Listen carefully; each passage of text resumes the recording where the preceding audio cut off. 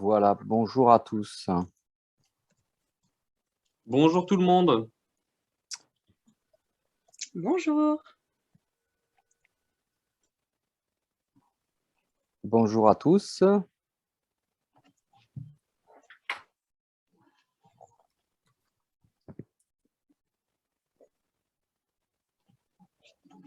Voilà, nous sommes déjà à 70.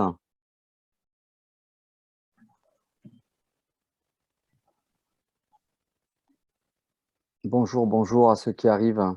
Voilà, vous pouvez, pour ceux qui ont l'habitude d'utiliser le chat, déjà.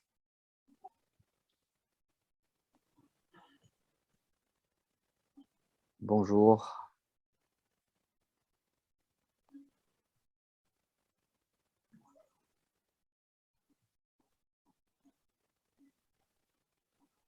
J'expliquerai un peu les modalités de ce webinaire. Certains ont l'habitude de la visio traditionnelle. Là, nous sommes sur un format webinaire, donc les participants ne se voient pas. Vous voyez les intervenants.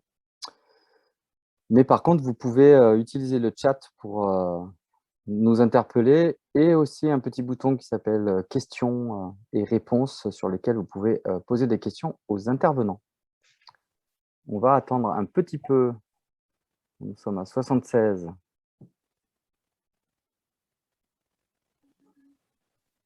Voilà, on va attendre. Il y a encore quelques participants.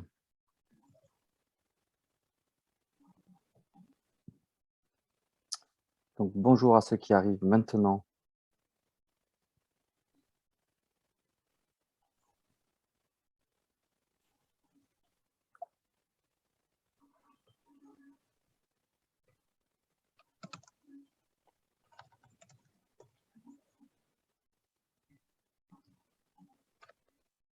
Très bien.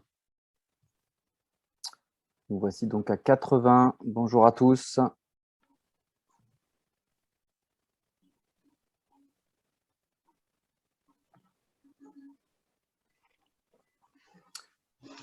Bien. Allez, on va commencer ce webinaire. Juste déjà, donc une explication un peu technique. On est sur un format webinaire. Les participants, vous ne vous voyez pas, mais vous pouvez nous interpeller, soit sur le chat, qui est le petit bouton converser sur votre barre, logiquement en bas de votre vignette, qui va vous ouvrir une petite fenêtre sur votre droite où vous pourrez taper soit des questions, soit des réactions. Et vous avez aussi un bouton qui est nommé Q et R, questions et réponses, sur lequel vous pouvez poser des questions en direct des intervenants. Voilà, je vois qu'il y a déjà des questions qui arrivent. Nous sommes 85 personnes présentes, donc merci à vous d'être là. Une petite modalité aussi sur le fait que nous enregistrons le webinaire pour pouvoir nous en servir comme support à la suite de ce webinaire. Donc voilà, vous aurez bien un retour de ce webinaire ensuite, aussi sur les outils ou les communications que pourra faire, il faut que je change le nom d'ailleurs, pourra faire Gabriel par rapport à ça. Alors je vais vous renommer Gabriel, parce que là vous vous appelez comme moi. Ah oui, oui.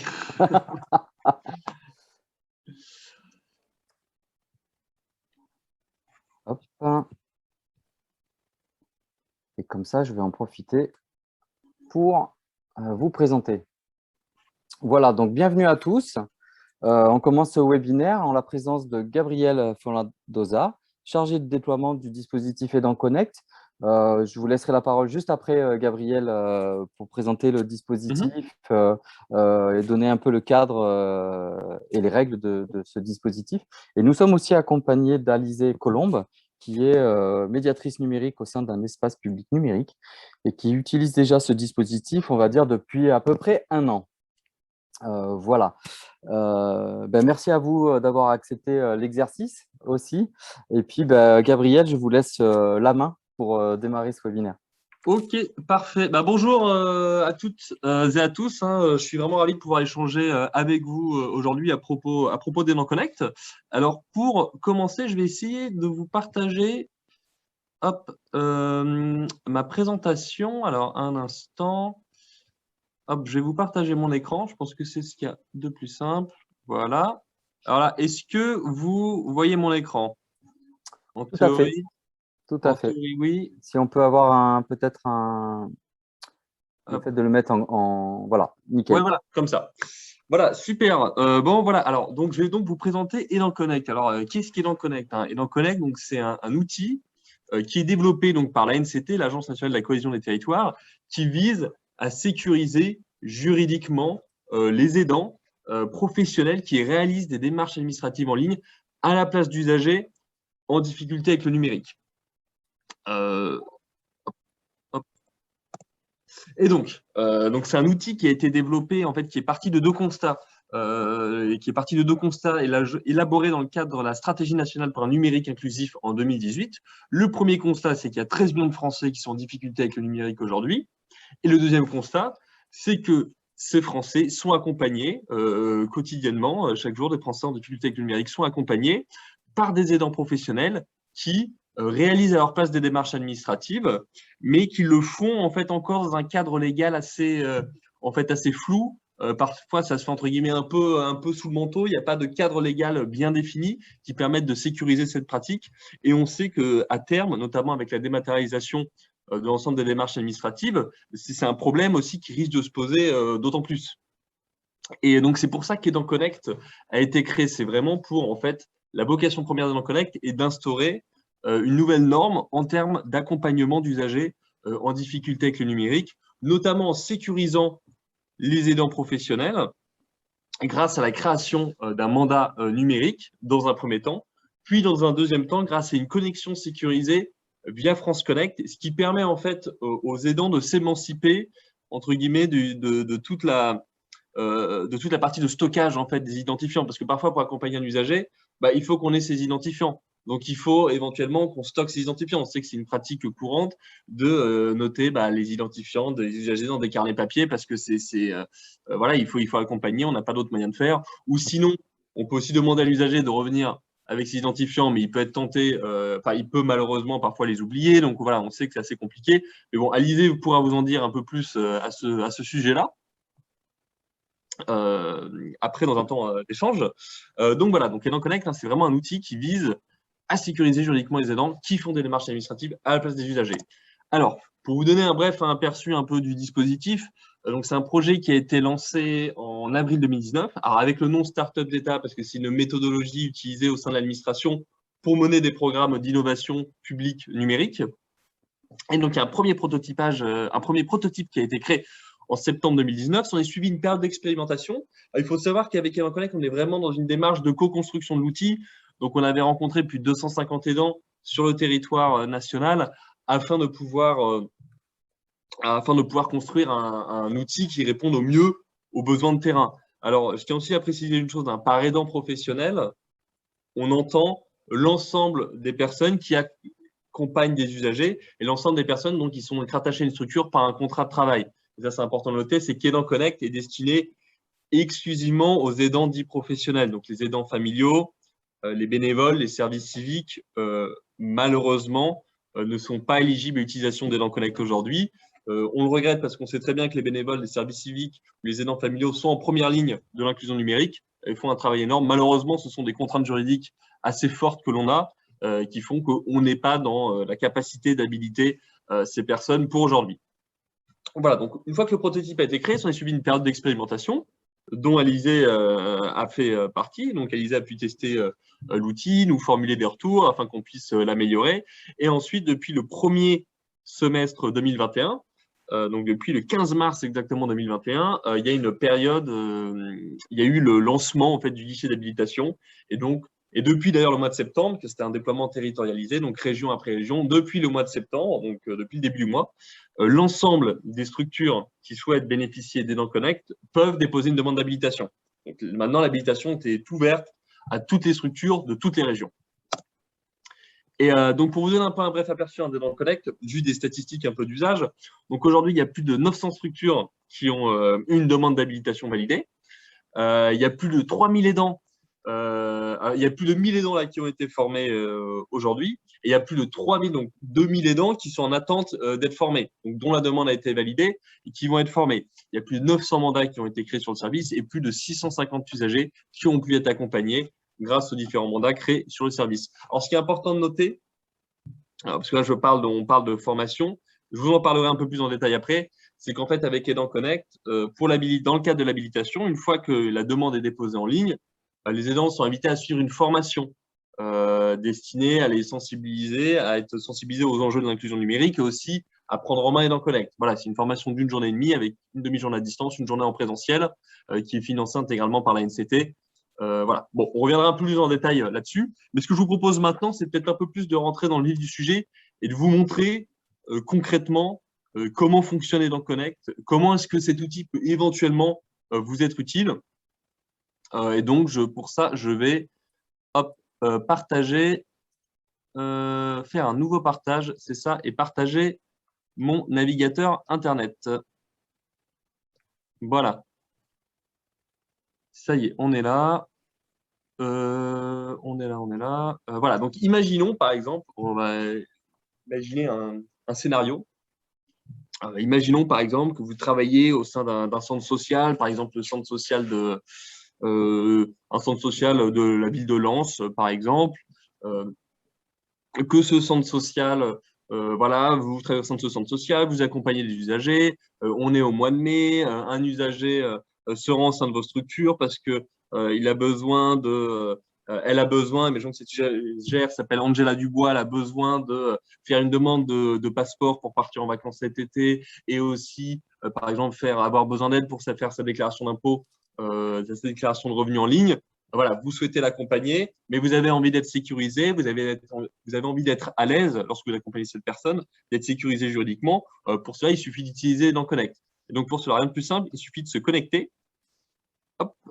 Alors, je reviens dans une seconde, je vais juste récupérer ma carte qui permet d'avoir accès en fait, à Aidant Connect. Voilà. Voilà, j'en profite pour rappeler, vous pouvez poser des questions sur le chat ou sur le module Q&R et on y répondra. Alors, soit en direct, soit on attendra de poser la question à Gabriel. Merci à vous.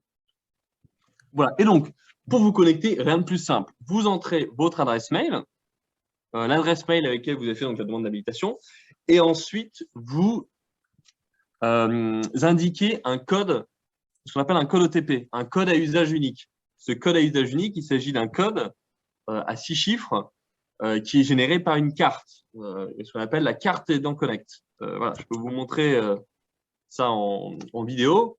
Il s'agit d'une carte comme ça qui sera fournie à chaque aidant qui souhaite utiliser Aidant Connect, fournie gratuitement. Et c'est une carte, à chaque fois que vous appuyez sur le bouton presse, elle génère un code.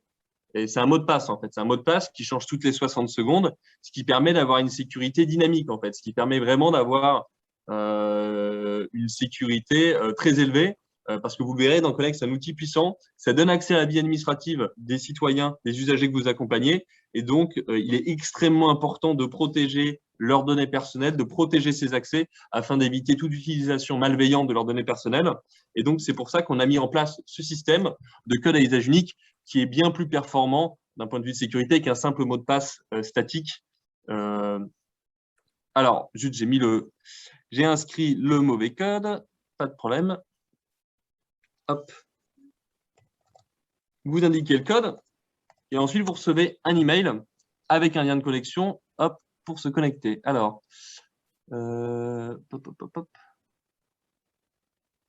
vous allez sur votre mail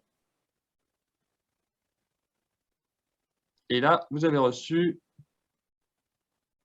un lien de connexion. Vous cliquez dessus et vous êtes rebasculé vers votre espace Aidant Connect. Voilà, donc là, vous avez accès à ce qu'on appelle l'espace aidant. L'espace aidant, c'est un peu votre endroit où vous avez accès à différents services au sein de vos structures. Donc, vous pouvez, par exemple, avoir accès aux mandats, donc les différents mandats. Donc, vous avez la liste des usagers, en fait, qui sont accompagnés au sein de la structure. Donc, voilà, on peut voir qu'il y a différents usagers.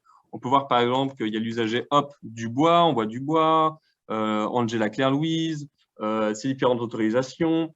On peut éventuellement renouveler le mandat. Voilà, on a accès à la liste des usagers avec qui on a un mandat au sein de la structure, ce qui permet un peu de visualiser les usagers accompagnés au sein de la structure. Mais surtout, l'étape la plus importante, c'est qu'on peut créer un mandat. Et pour ça, il suffit de cliquer sur le bouton créer un mandat. Donc, je vous rappelle notre scénario. On est dans un centre social à Lens. Le centre social, par exemple, on pourrait l'appeler le centre social Beau Séjour de Lens. On accompagne une usagère, Angela Dubois, qui a besoin d'aide pour faire, par exemple, une demande de passeport et une demande de carte grise.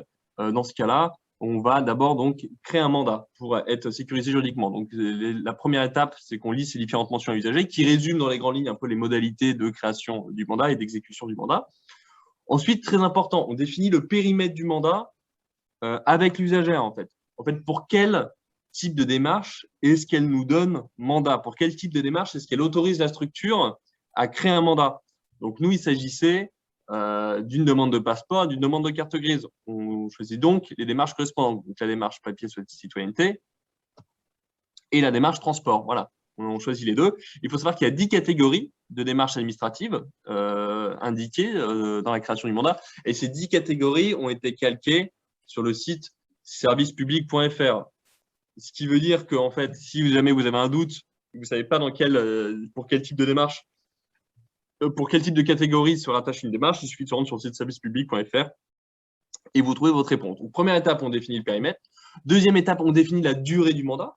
Est-ce qu'il s'agit d'un mandat court? Est-ce qu'il s'agit d'un mandat long? Est-ce que la personne nous autorise une journée? Est-ce que la personne nous autorise pendant 1 an à faire à sa place? Est-ce qu'elle nous autorise pendant 6 mois? C'est à vous de voir. Enfin, c'est à vous et à elle de voir. Alors là, on peut imaginer que pour une demande de passeport, quand Angela Dubois fréquente assez fréquemment la structure, qu'un mandat long soit plus pertinent. On peut imaginer que ce soit plus pertinent. Plutôt qu'un mandat court, ou un mandat court s'applique peut-être plus dans les cas où on nous demande de télécharger une attestation, quand il n'y a pas forcément de suivi de la démarche administrative.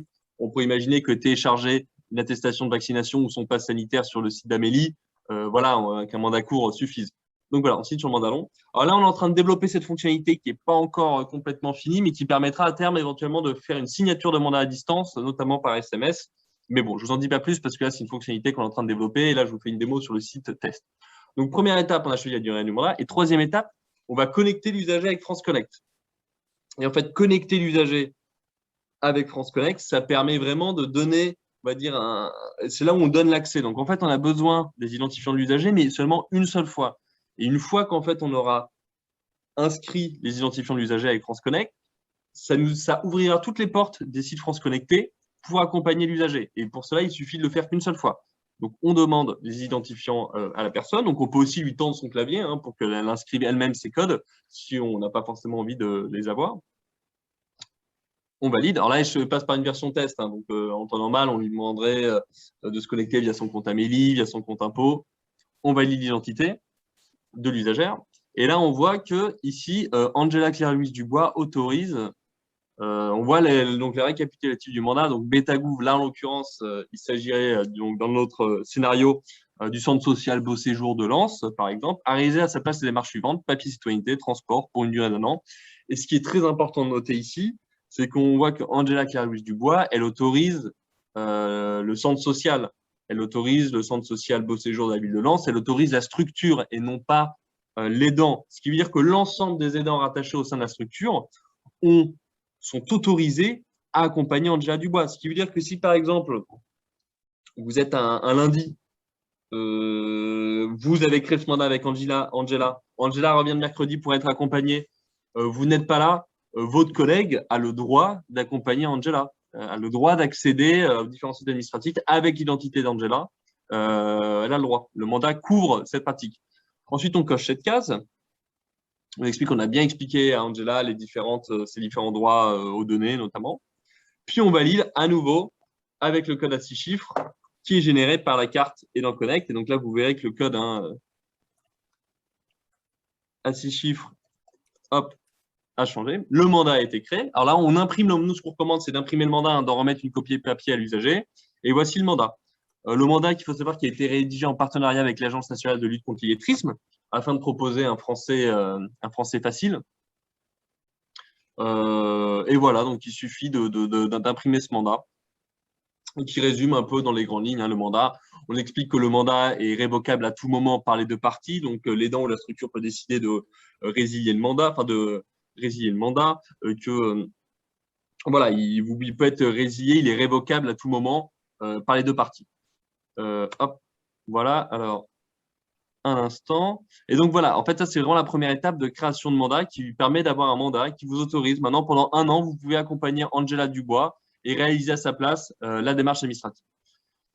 Voilà. Alors, là, je vais rebasculer maintenant sur le PowerPoint. Hop, voilà. Gabriel, on garde le lot de questions pour après.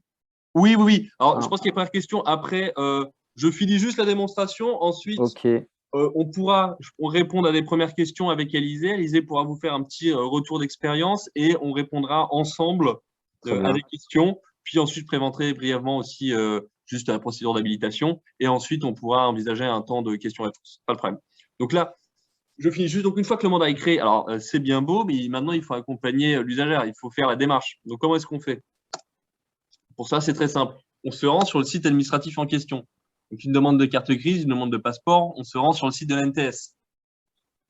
Ensuite, on clique sur s'identifier avec France Connect. Comme si on allait se connecter en fait à la place de l'usager. Alors là, en temps normal, si vous aviez fait ça à la place de l'usager, vous serez allé sur impôt.gouv, sur l'assurance maladie, Oui. vous auriez utilisé ces identifiants. Et là, en fait, ça a changé. Vous voyez que là, il y a 5 fournisseurs d'identité, mais maintenant, il en existe un sixième. Le sixième, c'est dans le Connect. Et en fait, nous, on travaille main dans la main avec voilà, France Connect. Maintenant, il y a cette porte d'entrée destinée aux aidants professionnels qui est indiquée en bas à droite. Donc, vous cliquez sur Vous êtes un aidant professionnel. Et là, en fait, vous êtes basculé sur votre compte aidant Connect, sur votre espace aidant.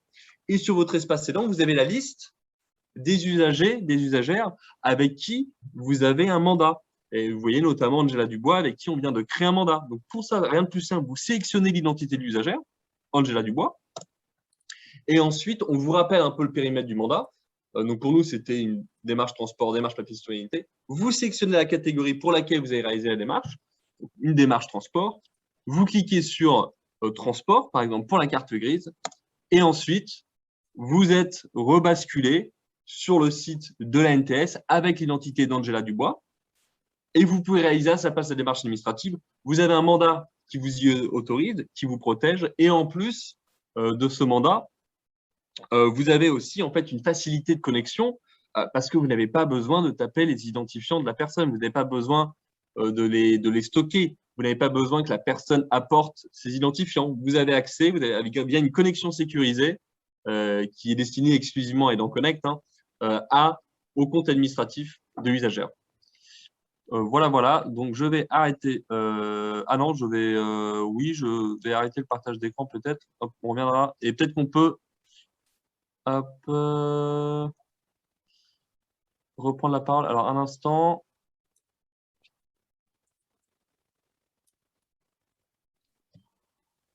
Est-ce que…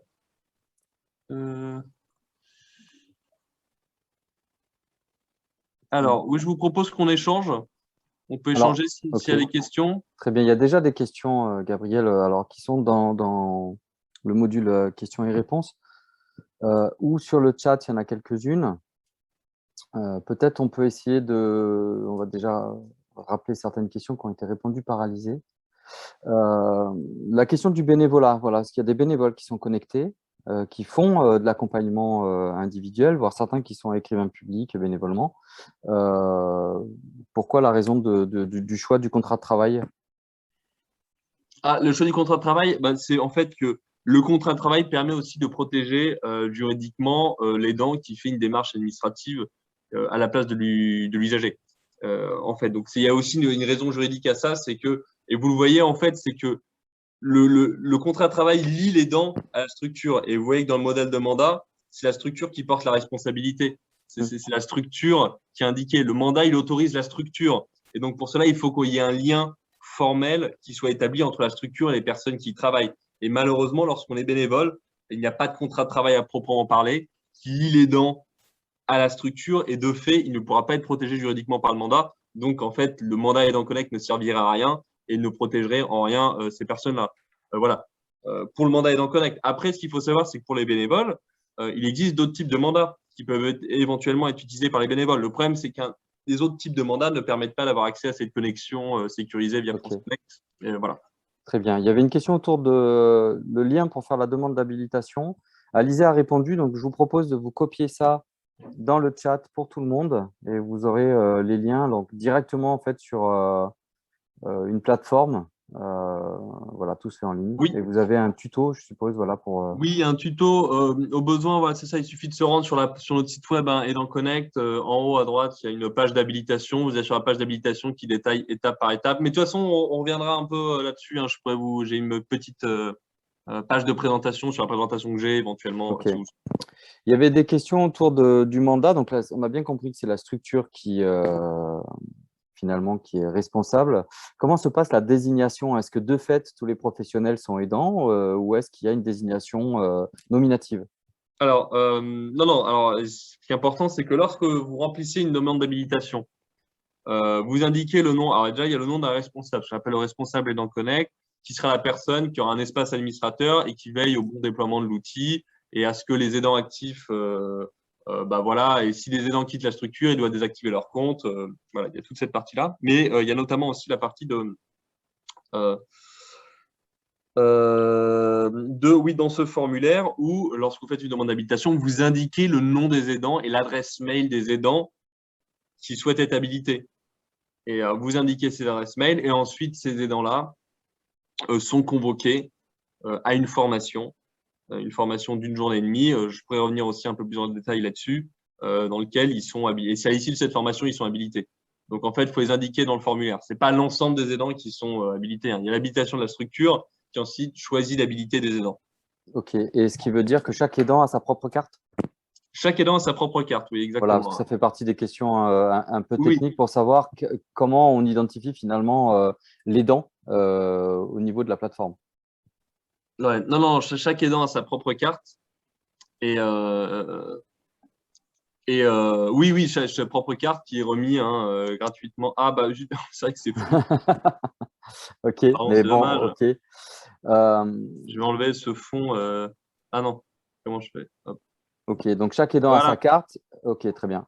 Ce qui veut dire que, en fait, plusieurs aidants peuvent se connecter en même temps Ah sur oui, le oui. site d'une Oui, même oui, structure. tout à fait, ouais. Tout à fait. Ok, il y a une question autour du fait de pouvoir aller donc sur les services publics. Est-ce que la personne qui donne mandat à l'aidant doit déjà avoir créé ses comptes sur une des plateformes qui permet d'être sur France Service? Alors, je peux peut-être demander à Yves, je ne sais pas si tu veux Oui. répondre à cette question. Oui, effectivement, il faut obligatoirement que la personne ait déjà un compte sur une des plateformes qui lui permettent ensuite de se connecter, sachant que, alors je reviens juste sur la première question, du coup, on parlait du pass numérique. Oui, Nous, vas-y, on je se t'en sert prie. du dispositif du pass numérique. Justement, on fait un atelier France Connect dans le cadre du pass numérique, ce qui permet à toutes les personnes de découvrir France Connect, de se créer un compte dans une des plateformes disponibles, donc sur Amélie la plupart du temps.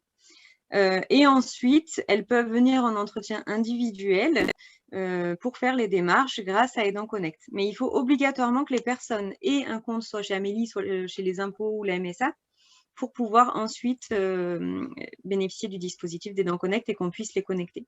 Ok, je fais juste une précision sur tout ça, c'est que Aidant Connect n'est pas lié à Pass numérique ou voire Non. même à conseiller numérique. Alors, il y aura une question sur conseiller numérique et Aidant Connect, mais c'est vraiment trois dispositifs qui sont séparés. Voilà. Il y a beaucoup de gens qui sont… on peut être habilité Aidant Connect, mais de pas du tout, n'avoir rien à faire avec le pass numérique. Hein. Exactement. Oui, oui. Exactement. Alors, c'est important de préciser que voilà, alors, c'est trois dispositifs, hein, qui viennent du même organisme, Mission Société Numérique, mais c'est trois équipes distinctes, trois dispositifs mais qui ont aussi un objectif commun, hein, qui est de faire du numérique un levier, et d'inclure tout le monde dans une société numérique. Voilà, il y a des objectifs communs, mais c'est aussi, il y a un aspect assez complémentaire, comme l'a très bien expliqué Alizé, hein, c'est que par exemple, bah, oui, pour utiliser dans le Connect, il y a un prérequis, c'est d'avoir France Connect, mais le pass numérique ou notamment des conseillers numériques alignent des ateliers afin d'accompagner les usagers pour qu'ils se créent des adresses mail, pour qu'ils utilisent France Connect. Ensuite, ils peuvent être accompagnés avec Aidant Connect. Voilà, il y a quand même des dispositifs complémentaires. Ouais. Ok. Je reviendrai peut-être sur les aidants dans la structure. Il y avait une question. La déclaration des aidants, elle n'est pas une fois quand je crée mon compte, elle est bien au fil de l'eau. Une structure peut nommer des aidants au fur et à mesure. Oui, oui. Alors, bien sûr. Alors après, c'est toujours. Enfin, je pense que c'est plus pratique. En fait, sachant qu'il y a une session de formation à Oui. suivre, c'est pas en indiquant le nom d'un aidant qu'on devient aidant connect du jour au lendemain. C'est quand même, ça prend plusieurs semaines en fonction du lieu. Est-ce qu'il y a une formation, est-ce qu'il y a suffisamment d'aidants à former dans le département pour qu'il y ait l'organisation d'une session de formation. Donc, oui, vous pouvez ajouter des personnes à terme, c'est sûr, mais ça se fera déjà uniquement quand la personne aura reçu sa carte d'accès, notamment le responsable. Donc, voilà, si vous savez déjà qu'il y a telle personne qui est intéressée par le dispositif, mieux vaut les… Ok. On va revenir peut-être à la formation, parce que c'est quelque chose qui n'a pas été dit, mais effectivement, il y a une formation qui valide en fait le fait de devenir aidant connect, qui se déroule dans les régions. Donc peut-être on peut préciser, on peut le faire maintenant, puisqu'on reviendra sur de la technique, hein, Gabriel, il y a encore d'autres questions. On peut préciser peut-être les modalités de formation dans les territoires. Oui, bien sûr. Bah, je vais peut-être reprendre le partage. Hop. Mais c'est comme tu veux, sinon on continue le technique et on revient là-dessus. Hein, peu importe. Non, mais c'est bien. Je pense qu'on peut présenter un peu la formation. Ensuite, comme ça aussi, Alizé pourra nous faire un peu un partage d'expérience. Puis ensuite, on répondra à l'ensemble des questions. C'est toujours bien de désamorcer quelques questions. Donc oui, alors pour la procédure d'habilitation, alors là, vous avez toute la procédure d'habilitation. Donc, comme on l'a indiqué, Alizé vous a mis le lien, mais il y a une page d'habilitation sur le site de Connect. Il suffit de s'y rendre, on vous détaille exactement la manière dont ça fonctionne. Très important de noter, donc comme j'expliquais, ça s'adresse exclusivement aux aidants professionnels et il nous faut des adresses mail personnelles nominatives. Hein. C'est-à-dire que on n'accepte pas les adresses de type centre social @ numérique @ CCAS @ mairie @ il nous faut une adresse mail nominative. Non, prénom. Parce que c'est ce qui permet de créer les comptes, c'est ce qui permet de nous assurer que derrière une adresse, il y a bien une seule personne qui se cache, entre guillemets. Donc voilà, très important. Ensuite, donc, on valide la demande, hein, si tout est légitime. Et ensuite, vous êtes invité à suivre une formation d'une journée en présentiel, une formation qui est donc dispensée sur l'ensemble du territoire national, dans les différents… il y a une formation, théoriquement, le taux de formation aura lieu dans le département dans lequel votre structure est basée. Et c'est une formation d'une journée et demie, une demi-journée en présentiel, une demi-journée à distance, une journée en présentiel sur des sujets sur la prise en main d'Aidant Connect, mais aussi sur des sujets connexes tels que France Connect, l'accompagnement de l'usager, la réglementation européenne sur la protection des données, donc les RGPD. Voilà. Suite à ça, les aidants passent un test PIX, test PIX ANCT, pour valider un peu la formation, l'habilitation. Et ensuite, on envoie un kit de bienvenue qui contient donc différentes fiches pédagogiques à destination des aidants, mais aussi des usagers pour expliquer ce qu'est Aidant Connect, comment ça fonctionne. Il y a aussi des affiches éventuellement que vous pouvez installer sur la devanture de votre structure si vous le souhaitez. Voilà. Et notamment, le kit contient notamment les fameuses cartes Aidant Connect, les cartes d'accès qui permettent d'accéder à votre compte. Voilà. Et donc là, je vous parlais un peu du déploiement territorialisé, mais comme vous le voyez maintenant, depuis le mois de septembre, tout le monde peut accéder à Aidant Connect. Et donc là, c'est la formation Aidant Connect. Vous voyez qu'en fait, il y a donc chaque région, en fait, un organisme de formation qui est titulaire. Il faut savoir que dans 12 des 14 régions, c'est Fréquence École qui a conçu le contenu pédagogique et qui travaille de concert avec les hubs d'inclusion numérique. Donc les assembleurs dans le nord de la France, dans le Grand Est et en Normandie, le hub Inora en Auvergne-Rhône-Alpes, Ubique en Nouvelle-Aquitaine, et j'en passe. Voilà grosso modo pour la formation. Si vous avez des questions, vous pouvez aussi nous contacter à cette adresse mail. Mais je vous propose peut-être qu'on échange à nouveau. Et peut-être qu'Alizé, tu peux nous dire 2 mots sur l'utilisation de l'outil, la manière dont, voilà, en quoi ça a pu être utile, quels sont un peu les atouts d'Aidant Connect, de l'utiliser, peut-être aussi les contraintes, hein, les freins, il faut aussi en parler. Bon, on avait déjà évoqué France Connect, mais voilà, il y a des solutions aussi. Donc, je te laisse la parole. Alors, le grand avantage d'Aidant Connect, c'est surtout de ne plus avoir besoin de stocker les mots de passe. C'est quand même la chose la plus importante, pour moi en tout cas. C'est qu'effectivement, on avait notre super petit dossier où on mettait les mots de passe et les identifiants de tout le monde, ce qui n'était pas très correct si quelqu'un nous pique le dossier ou qui… Voilà, c'est absolument pas sécurisé et c'est super interdit en plus. Donc voilà, ça c'est le gros avantage, c'est que les gens, on n'a plus leur mot de passe. S'ils l'oublient, c'est pas grave.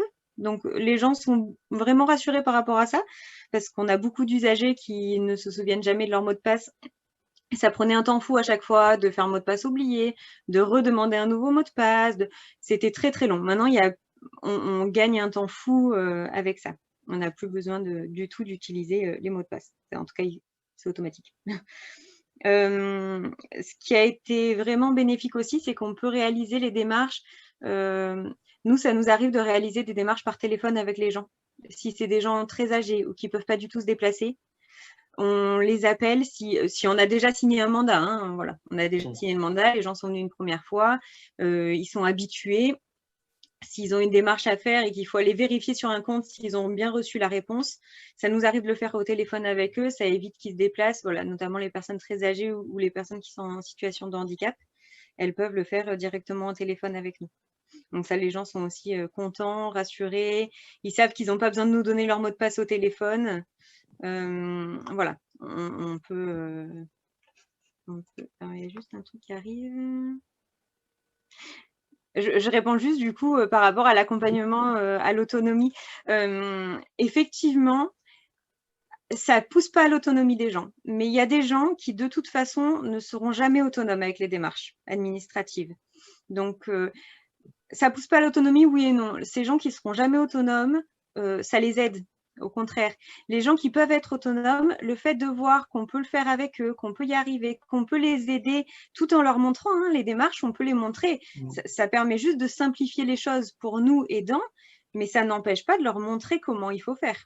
Donc non, au contraire, je pense, en tout cas pour moi, c'est pas un problème. C'est pas un problème. Oui, pour compléter aussi un peu ce point sur l'autonomie, ce qui est important de comprendre, c'est que voilà, Aidant Connect, c'est un outil qu'on met à disposition des aidants. Ensuite, libre à vous de l'utiliser de la manière dont vous le souhaitez. Et en fait, bien souvent, en fait, l'utilisation d'Aidant Connect peut être aussi le premier pas vers l'autonomie, parce qu'en fait, la personne va se rendre au sein d'une structure pour être accompagnée. Et si vous sentez que cette personne est en mesure de gagner en compétences, de monter en compétences, de gagner en autonomie, vous pouvez très bien lui indiquer, voilà, comme l'indique Alizée, on fait à sa place une première fois, ensuite éventuellement avec Aidant Connect, on fait avec, on l'accompagne et petit à petit, on peut ensuite le rediriger vers des lieux labellisés passe numérique afin de suivre une formation. Et en fait, c'est aussi le premier pas vers l'autonomie, c'est le premier pas un peu dans ce parcours de monter en compétences. Et voilà, donc c'est aussi important de l'imaginer comme ça. C'est vraiment, vous pouvez décider que voilà, il y a des usagers que vous allez avoir une stratégie, on va dire, où vous allez beaucoup plus les pousser à être redirigés vers des conseillers numériques, à gagner un peu en autonomie. Hein. Donc c'est important de le noter aussi. Ouais. Des questions autour de l'habilitation. Quelles sont les structures qui peuvent être habilitées? Est-ce que c'est toute structure? Et on reviendra sur la question de la formation pour savoir comment nous trouvons les formations. Est-ce qu'il y a déjà une cartographie des structures qui portent les formations dans les régions? Alors, première question, il faut savoir que toute structure peut être habilitée Aidant Connect. Hein. Il y a tout type de structure. Toute structure en fait, qui a vocation à accompagner les usagers voilà, peut être habilité Aidant Connect. Alors après, il faut quand même être donc les structures associatives peuvent évidemment bénéficier d'Aidant Connect. Alors après, c'est important de noter que Aidant Connect voilà, ne peut pas être utilisé à but lucratif. On ne peut pas être habilité Aidant Connect si on a une société qui facture. Voilà. Alors, ce qui est différent pour les indépendants, notamment les indépendants du réseau Mon Assistant Numérique qui sont labellisés Aptic et qui ont des contrats, on va dire, des subventions publiques. Si on a un travailleur indépendant, un médiateur numérique indépendant et qu'on est titulaire d'un marché public ou de subventions publiques et qu'on peut démontrer que, par exemple, on travaille avec un conseil départemental et qu'on effectue une permanence au sein du conseil départemental, là, on peut être habilité. Mais sinon, on va dire que la majorité des structures qui sont habilitées, ce sont des CCAS, des France Services, des centres sociaux aussi. Hein, c'est pour ça qu'on est là aujourd'hui. Éventuellement des médiathèques, voilà, beaucoup d'associations aussi. C'est un éventail très large. On a même travaillé avec un fourgon connecté. Voilà, par exemple, Alizée travaille au sein d'un EPN. Voilà, il y a aussi les conseils départementaux, les travailleurs sociaux des différentes maisons de solidarité. On sait que dans la Drôme, où est basé donc le PNA Soft, il y a aussi le conseil départemental de la Drôme qui va former plus de 60 travailleurs sociaux à la prise en main de l'outil afin de voilà, prendre en compte un peu ce nouveau facteur d'exclusion sociale qui est le numérique aussi. Hein. Donc, voilà, c'est vraiment, ça s'adresse à tout type de structure, plutôt d'ordre associatif ou public, qui a vocation à accompagner les usagers et à faire à leur place. Ok, avant de repasser sur la formation, Gabriel, justement par rapport à ces structures, est-ce qu'il y a une cartographie des structures labellisées EdenConnect ou en tout cas utilisant le dispositif? Alors, aujourd'hui, non, il n'y a pas de cartographie. Alors, pour rien vous cacher, hein, avant, au sein d'EdenConnect, il y avait un projet de cartographie qui était mené, mais qui là qui est un peu difficile à mettre en place. Mais là, il y a un projet au sein de la mission Société numérique de développer une cartographie. Enfin, il y a un projet en cours de développement de cartographie des lieux de médiation d'inclusion numérique qui Oui, voilà, est en la train d'être question, développé. elle était aussi pour une simple liste ou comment voilà, on sait qu'à côté de chez nous, on a une structure qui utilise, quoi. En fait, Voilà. Alors, pour le moment, c'est pas le cas, mais nous, on va travailler un peu à développer ce type de cartographie. ok. Voilà. Mais pour le moment, malheureusement, il n'y en a pas. Mais voilà. De toute façon, il faut dire que là, on est vraiment encore dans le déploiement. Dans le déploiement, on a les premières structures qui commencent à prendre en main l'outil à l'issue de la formation. Voilà. Donc, ça commence vraiment à se développer. Je pense qu'une fois qu'on aura bien développer le déploiement, on pourra passer une phase un peu plus de consolidation, dite de consolidation, et développer plein d'outils annexes afin de faciliter le travail. Ok, très bien, merci. On reviendra sur des côtés techniques aussi de la plateforme, mais je voudrais évacuer la question de la formation. Qui porte les formations? Comment trouver la formation dans le territoire? Et quelle prise en charge? Alors, moi, je sais qu'elles sont prises en charge par la NCT et qu'elles sont gratuites, mais est-ce que vous pouvez juste rappeler ça, Oui. en fait, ce cadre-là? Alors, en fait, c'est très simple. Les porteurs du marché donc, de la région sont les hubs d'inclusion numérique de votre région, généralement. Enfin, j'avais indiqué une petite slide, hein, mais voilà, c'est les organismes de formation, c'est les hubs d'inclusion numérique, à part pour la Bretagne et Pays de la Loire, où c'est l'organisme de formation Simplon qui s'occupe de la formation. Voilà, il faut savoir que les sessions de formation sont organisées à l'échelle départementale. Dès qu'une cohorte de 15 à 20 aidants a été identifiée dans le département, voilà, il y a une session de formation qui peut être organisée. Et lorsque vous effectuez une demande d'habilitation, vous nous transmettez la liste des aidants à former, à habiliter. Et donc, nous, on transmet les coordonnées de ces personnes, du responsable notamment, à l'organisme de formation qui ensuite vous contacte pour organiser la session de formation. Très bien, merci. Sur les formations, on va continuer puisqu'on est là-dessus. Il y a la question de est-ce que les services civiques font partie des volumes de formation et notamment ceux qui sont unicités et qui s'appellent aidants numériques. On va aborder la question des conseillers numériques. Est-ce que cette formation, elle est de fait proposée aux conseillers numériques dans les formations de base qu'ils ont en démarrage de contrat ou est-ce que c'est les structures qui les positionnent? EdenConnect n'est pas, enfin, les services civiques ne sont pas éligibles à l'utilisation d'EdenConnect pour la simple et bonne raison qu'en fait, ils n'ont pas, c'est pas un contrat de travail aussi qu'ils ont, c'est un peu moins, on va dire, solide entre guillemets qu'un contrat de travail. Donc, les services civiques ne sont pas éligibles à l'utilisation d'EdenConnect, ils ne peuvent pas bénéficier du service, donc ils ne peuvent donc pas être formés. Et pour répondre à la question sur les conseillers numériques, alors aujourd'hui, non, les conseillers numériques, dans leur parcours de formation, ils n'ont pas forcément la formation EdenConnect, pour la simple et bonne raison, en fait, que EdenConnect habilite des structures.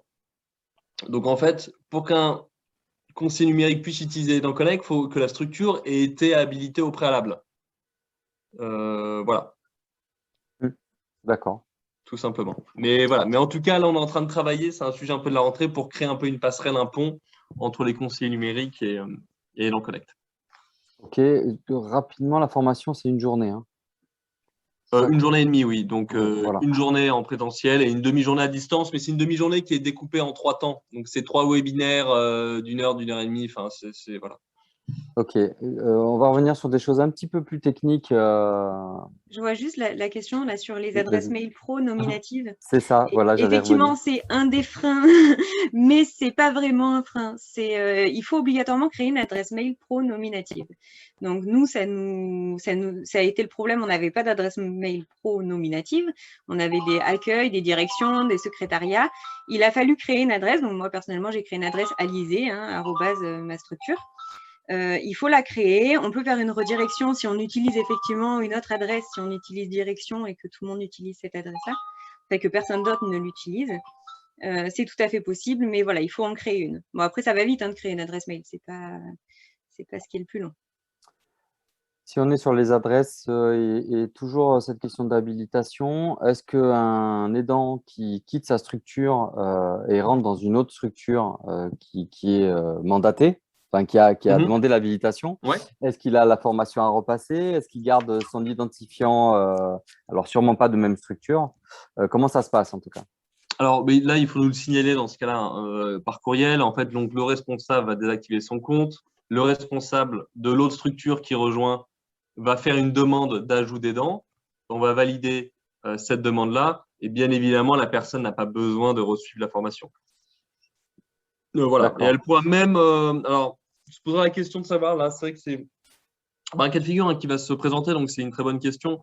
Voilà. Après, on se pose encore la question de savoir est-ce qu'il conserve sa carte ou non, ou est-ce qu'il se rend au sein de la structure, on lui remettra une carte. Ça, je ne peux pas encore répondre aujourd'hui. On aura des choix à faire prochainement à ce sujet-là, mais voilà.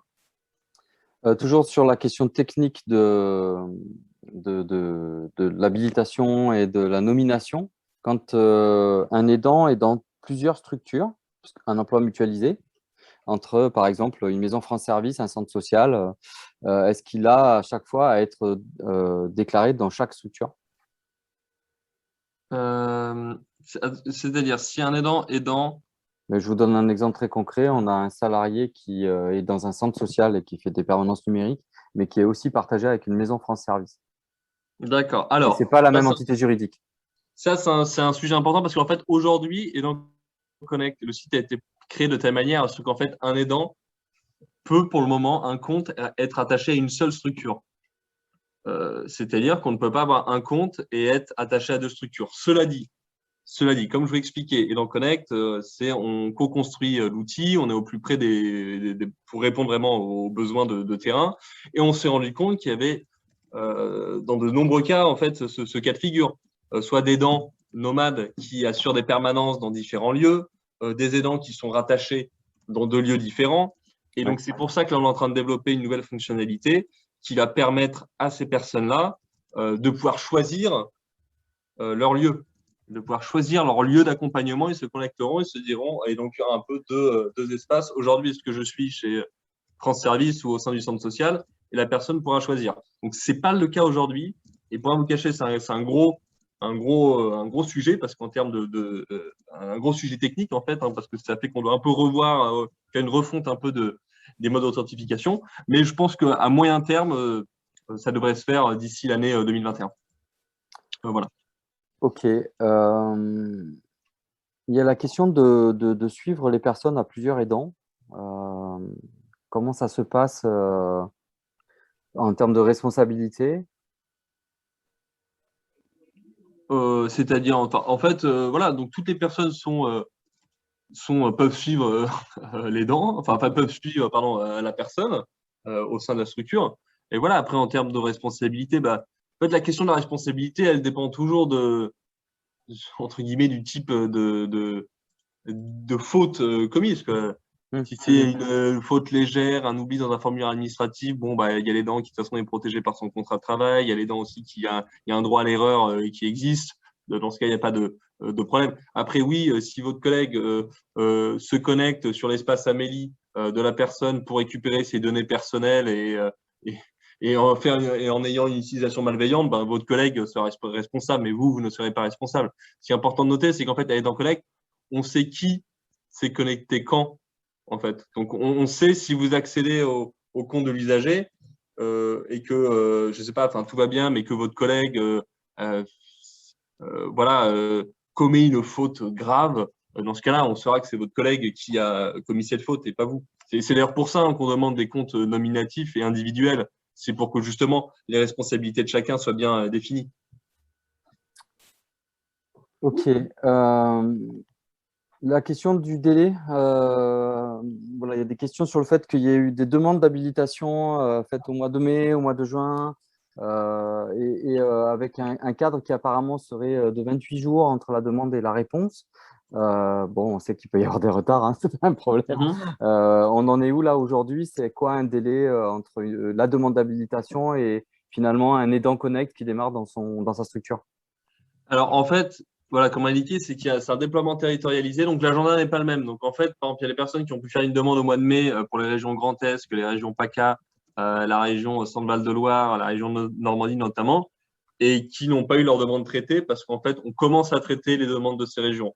Après, il y a aussi des cas où il y a peut-être des demandes qui ont été formulées en Auvergne-Rhône-Alpes, par exemple, au mois de mai, et il n'y a pas eu de réponse. Et voilà. Alors peut-être qu'on a fait une demande de modification. Parfois, on fait une demande de modification, c'est-à-dire qu'on n'accepte pas la demande, on la refuse pas, mais on explique que dans le formulaire, il y a telle chose qui ne vont pas et que donc il faut resoumettre la demande. Et parfois, c'est vrai que les personnes ne voient pas leur demande validée et ne comprennent pas que en fait, il fallait faire une modification. Donc moi, ce que je vous conseille, dans ce cas, si vous estimez que vous avez trop attendu, connectez-vous dans un premier temps à votre demande d'habilitation, vérifiez si on ne vous a pas demandé de faire des modifications. Et si ce n'est pas le cas, contactez-nous par courriel en indiquant, très important, votre numéro de demande d'habilitation. Et comme ça, on pourra essayer de regarder ça un peu de plus près. Ok, il y avait deux petites questions techniques. Est-ce que dans le dispositif, il y a des connexions bancaires possibles ou pas?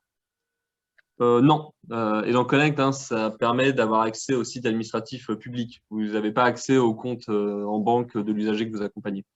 Ok, donc ça, c'est en lien avec la prochaine question qui est autour de quid des stockages de données et notamment alors, de l'utilisation de ces données. Est-ce qu'elles sont stockées? Est-ce qu'elles, voilà. Non, enfin, en fait, nous, on stocke les données de l'usager, mais pas vous. Enfin, elles sont stockées sur nos serveurs, sécurisés, hébergés en France, en collaboration avec Edan Connect. On a passé une commission d'homologation de sécurité.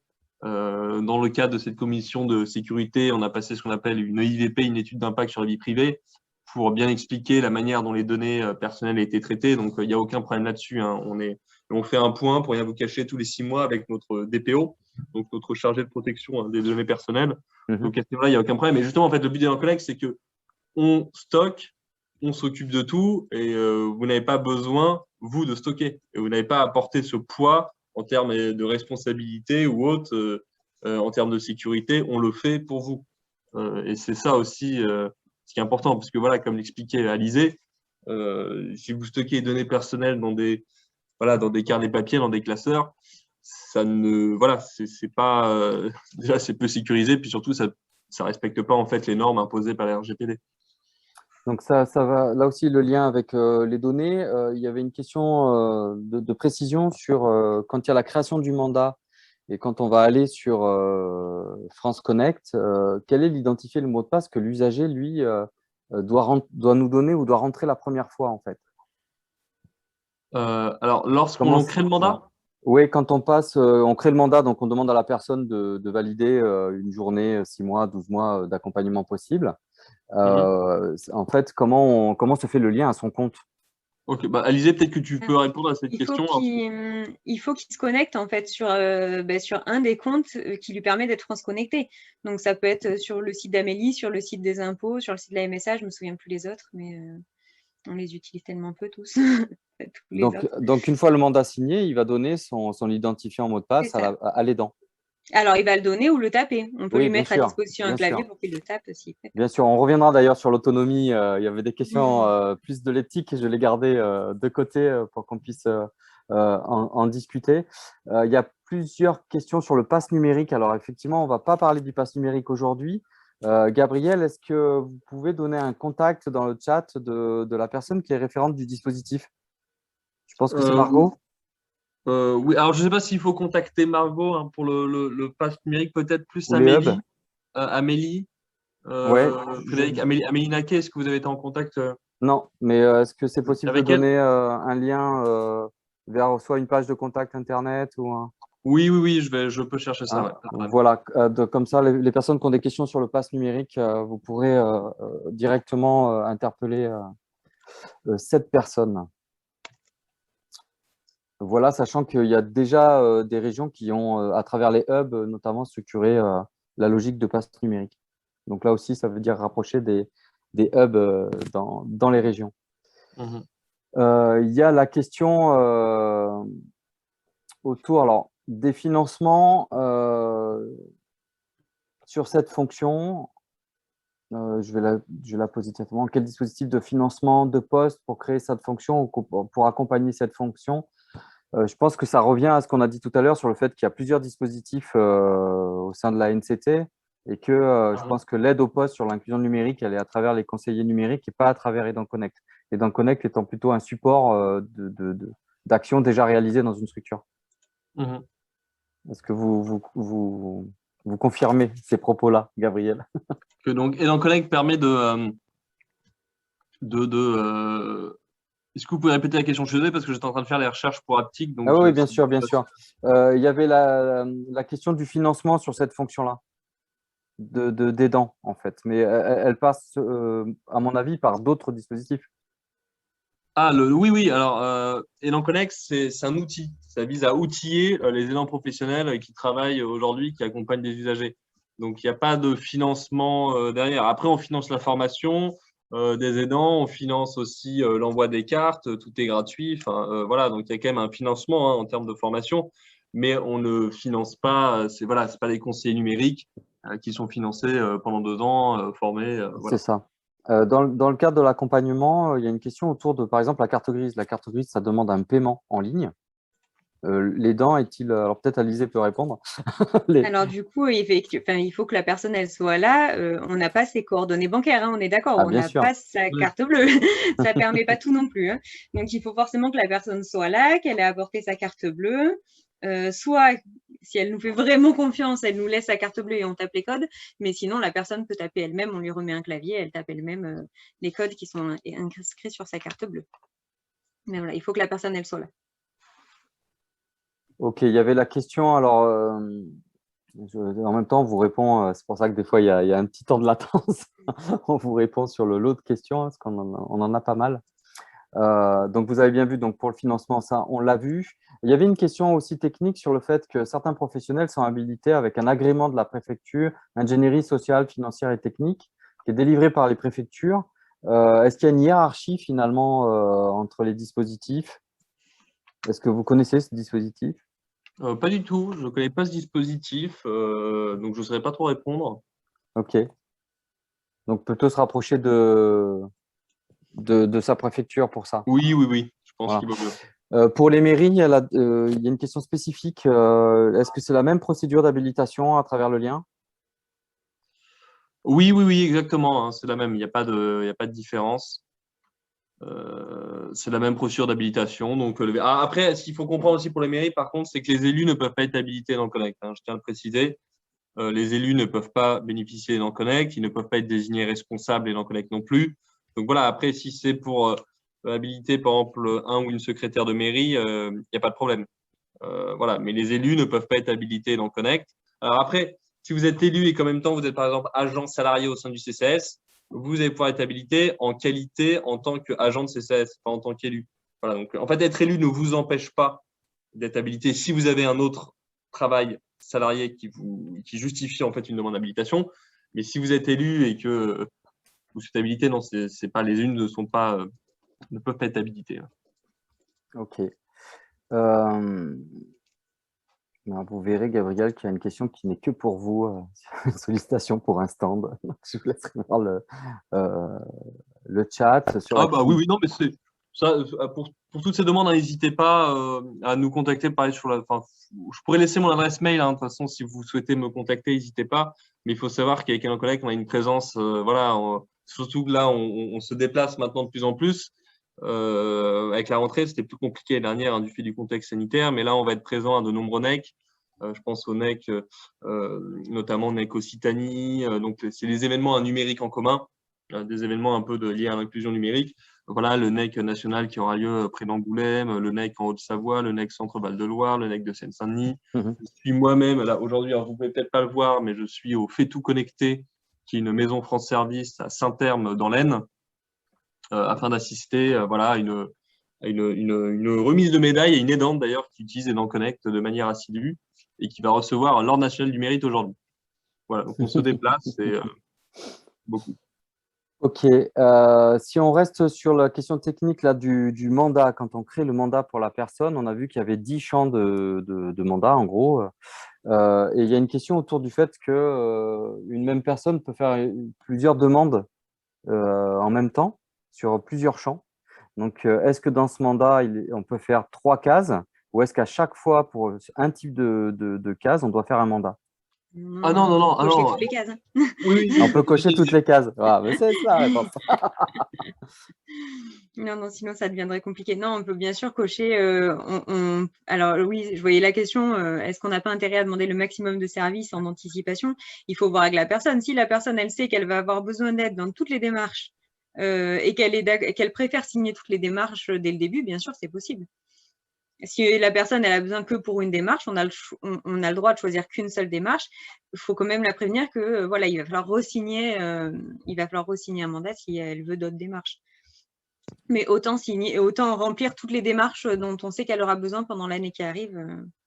Si on sait que c'est une personne qui a besoin de beaucoup d'aide dans toutes les démarches, on a le droit de cocher toutes les démarches.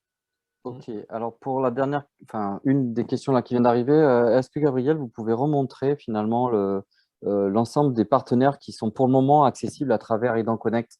On nous pose des questions sur est-ce que c'est que France Connect, est-ce que la CAF, c'est possible? J'ai vu tout à l'heure le logo CNAV, donc les CARSAT, enfin les retraites. Est-ce que c'est possible de le réafficher, s'il vous plaît? Ah non, mais alors là, ce que j'avais affiché, c'était différent parce que c'était les fournisseurs d'identité. Alors, ce qu'il faut comprendre avec Aidant Connect, enfin, avec France Connect, c'est qu'il y a plusieurs choses. Il y a les fournisseurs d'identité. Les fournisseurs d'identité, c'est quoi? C'est en fait avec quel compte est-ce que je vais avoir accès à l'ensemble des comptes France Connecté?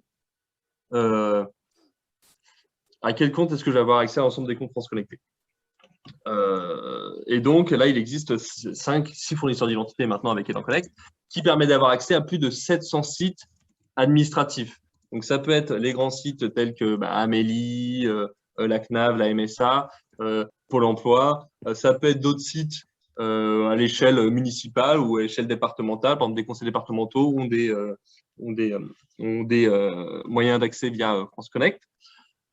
Et alors, la question de la CAF est très importante. Donc oui, la CAF aujourd'hui n'est pas accessible via France Connect. Ce qui veut dire que vous ne pouvez pas accéder au site de la CAF par France Connect, par Aidant Connect aujourd'hui. Cela dit, sachez que la CAF est en passe d'être France Connectée, que le déploiement est prévu début octobre. Donc très prochainement, vous allez pouvoir accéder au site de la CAF avec Aidant Connect. Pôle emploi n'était pas accessible via France Connect il y a 9 mois. Il l'est maintenant. Maintenant, on peut avoir accès au compte Pôle emploi de l'usager avec France Connect.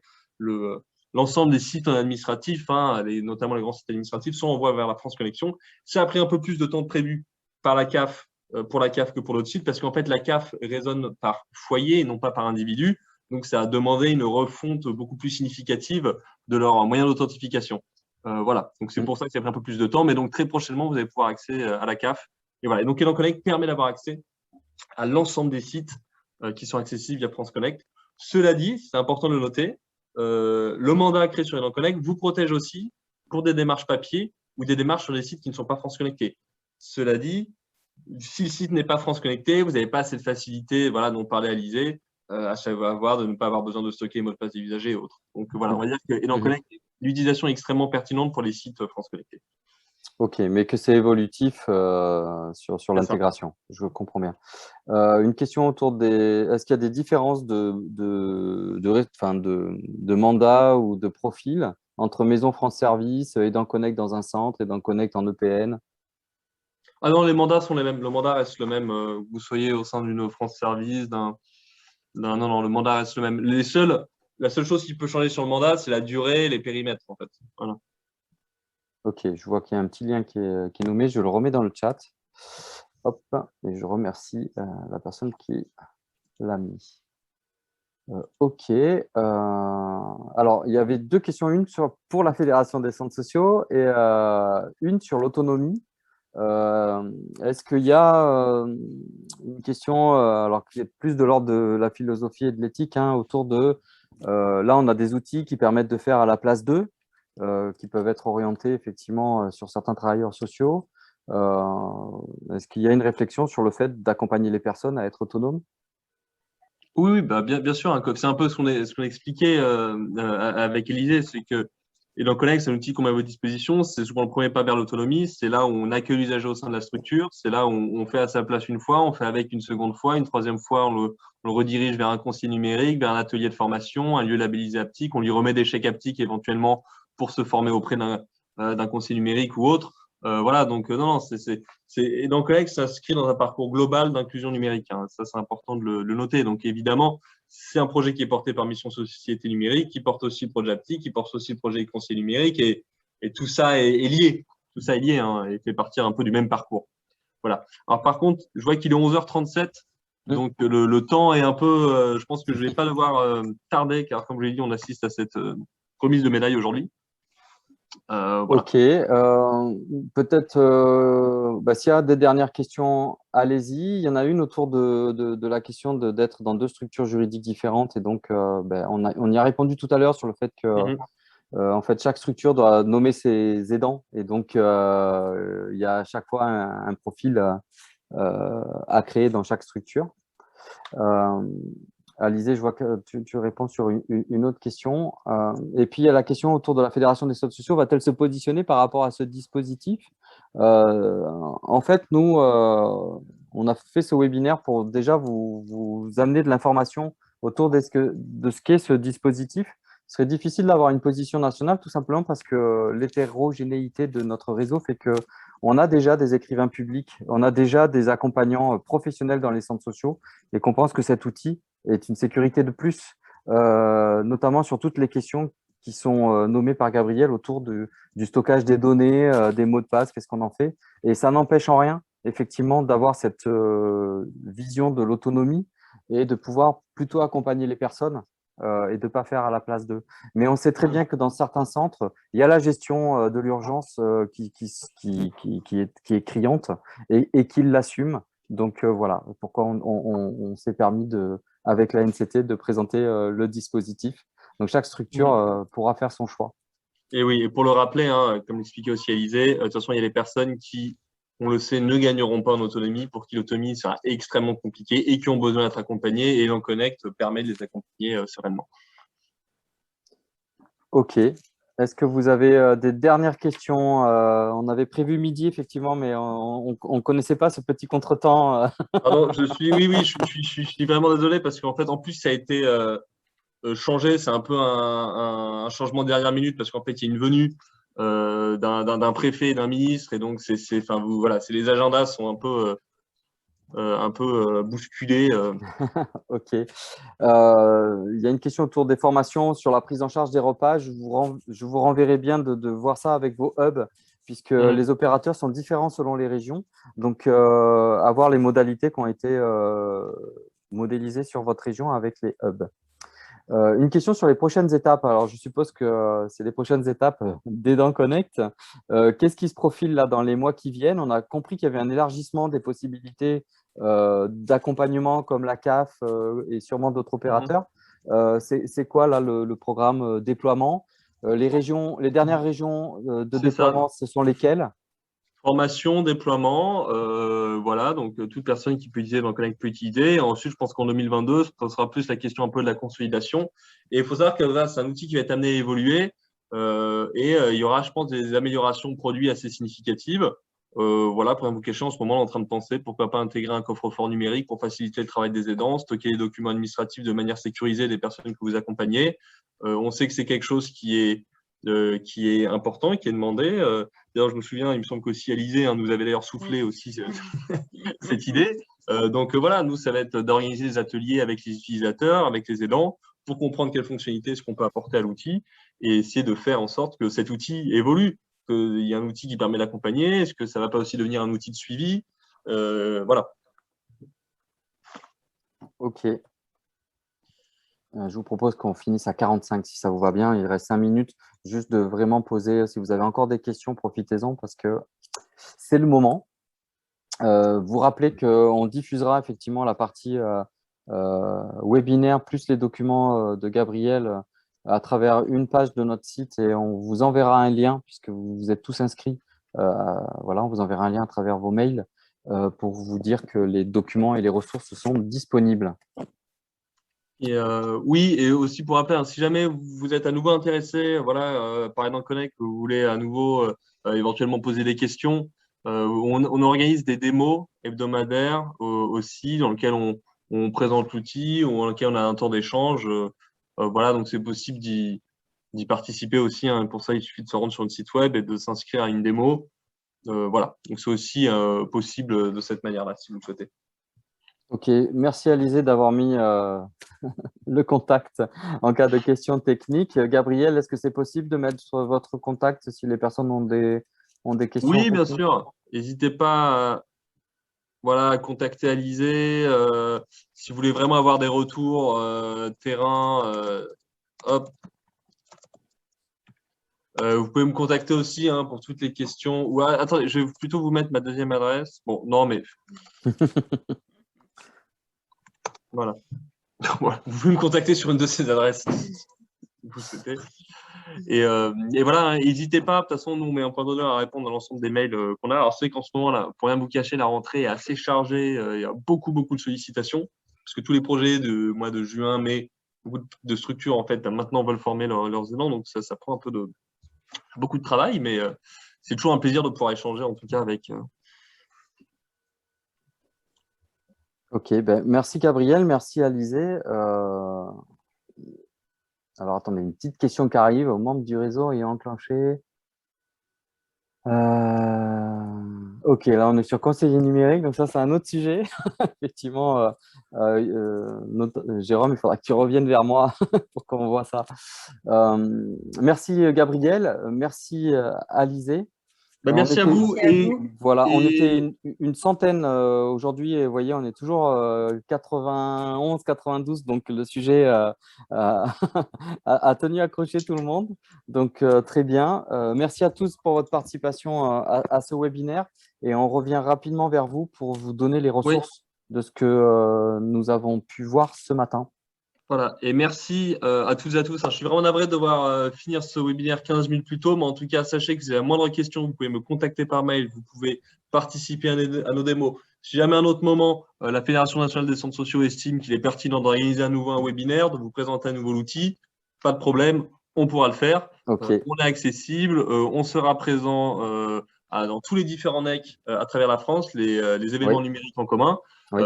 Vous allez pouvoir nous rencontrer, on va dire, en chair et en os là-bas. Donc, vraiment, n'hésitez pas à me contacter. Et voilà, merci Élisée d'indiquer mon adresse. Et Oui, voilà. On la remet parce qu'elle n'était pas apparente pour tout le monde. pas de problème. Voilà, merci à tous. Et puis, on va mettre fin à ce webinaire et on revient rapidement vers vous. Au revoir à tout le monde. Au revoir, merci. Au revoir, Alizé. Et merci. Voilà.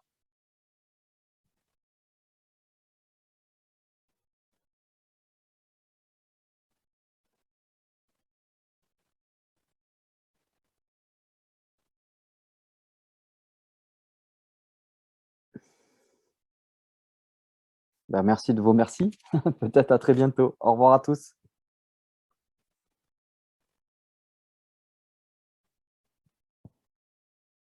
Voilà, pour ceux qui sont encore connectés, je vais mettre fin au webinaire. Au revoir tout le monde.